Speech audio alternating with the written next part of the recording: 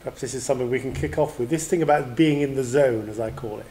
You know, and I think that can apply in a conversation, in a work situation, in a relationship situation, in any sort of creative situation, obviously.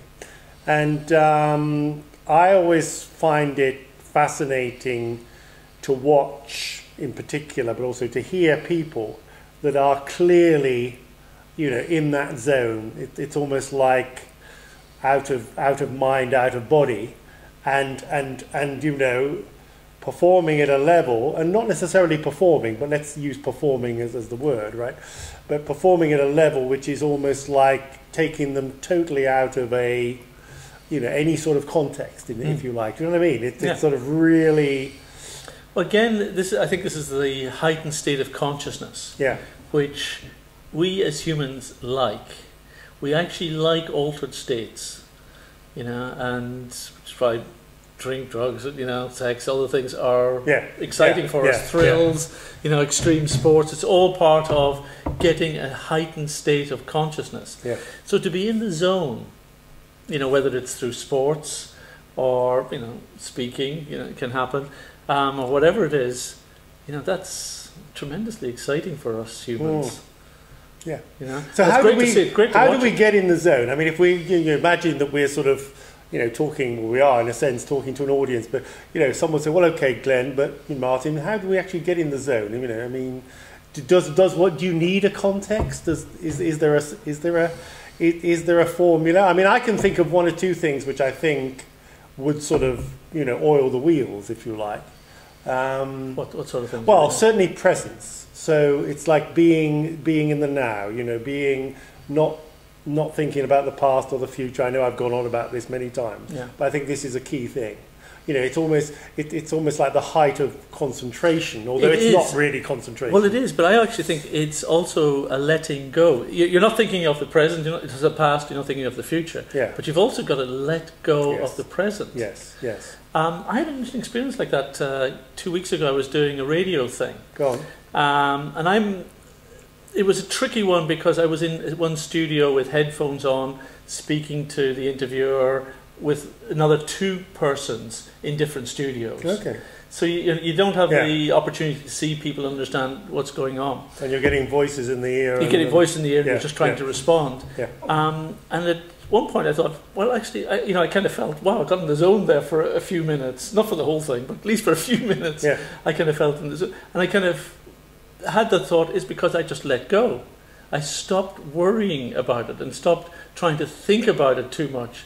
And just inside, you just kind of let go and just went with it. And you kind of felt, well, actually, I said what I actually wanted to say, but if I tried to think about what I wanted to say, I couldn't have articulated it quite as well, and certainly not with as much enthusiasm or passion. And you have to excuse me on this one, because I actually related that back to playing guitar with the boys in the band. No, go for it, Because I kind of felt, I think I learned a little bit about letting go in that circumstances, because I'm not good enough to concentrate and to think about what I'm doing. The only way it works is if you just kind of be there with the boys and just play. Yeah, absolutely. And I kind of thought, well, maybe I picked that up from there. Okay. I remember doing a workshop here years ago. I think it was one of the first ones I did. And we ended it with a drumming circle. We all had the bongos. I think it was a purification retreat, you know. And a local lady, you probably know her, I can't remember, came along and she brought the bongos, and we all had a bongo. And, you know, she was teaching us basic rhythm, right? But of course, there were about 20 odd people in the room playing these drums, okay? And of course, we were all at sort of, you know, tentative, nervous, and, you know, are we getting it right? Sort of all that stuff that, you know, happens in everyday life, of course. And then, you know, it's like we're playing, and it's almost like suddenly everything was like sort of so coordinated. It was coordinated, probably not the wrong word, but I mean, you know, we were so together, and we came together in such a way that we finished totally simultaneously, you know, in such a fantastic way that, you know, you couldn't have written it, you know. And it's like everyone stopped immediately at one thing. You know, it's really that's what I would call really in the zone, and that's obviously more than one person. Well, but in a band, that must be a very good example. Not just in the zone, that's kind of in sync as well. Yeah, absolutely. Which in many ways is an even next step up from being in the zone personally. Yes, yes. When you're with others who are also in the zone and you're all tuned in.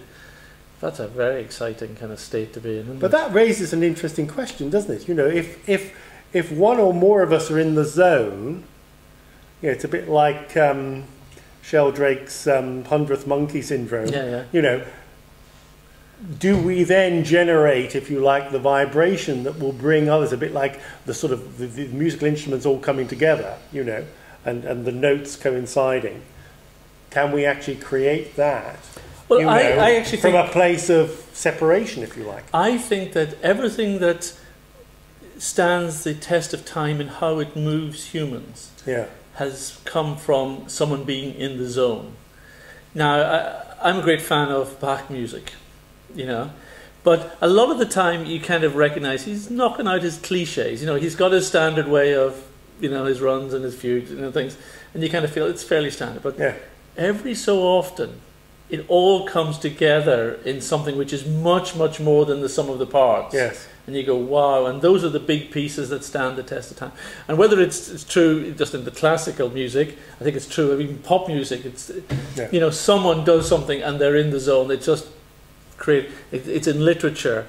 I do little writing things for broadcast, and I know some of them are just okay, and some of them, will get me through that. But then other times I think, that was good. That was I kind of felt. And I remember one piece of writing I was doing. It was, I'd worked hard that day and I was kind of writing late at night. But then the piece just took over me. And at the end of it, I just kind of sat back and went, wow, what was that? And I kind of felt that what was written wasn't, something I had composed. Yes. But I kind of felt it was received, And, you got to be careful kind of sounding weird or big-headed about that. But sometimes, things do seem to descend amongst us, and something becomes manifest, and you wonder, what did I tap into for that one? Absolutely. And it also goes back to our original, of course, conversation, which gave birth to these conversations. Remember when we were at the Usk Tavern? I mean, that evening for me, as I think I remember me saying to you afterwards as we were driving back home, I remember saying to someone else as well, I came out with things that evening, and I'm sure you did too, that I thought, well, where did that come from? It's almost like when you are in the zone, you are connecting to this, as you say, higher consciousness. Must be, right? To, if you like, bring in, the, I dare say external is not the right word, but to bring in, if you like, the other wisdom, the other knowledge, the other consciousness, if there is such a thing, or maybe just connecting with the whole in such a way as to actually, be the instrument, if you like, because we are instruments, aren't we? We are the instrument of consciousness.